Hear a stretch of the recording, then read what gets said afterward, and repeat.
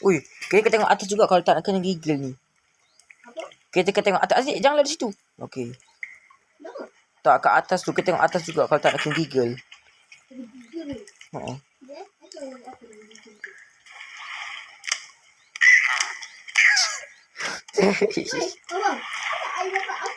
Apa? Tapi memang power weh. Adik boleh baling tadi. Masa dia tapi tak jatuh.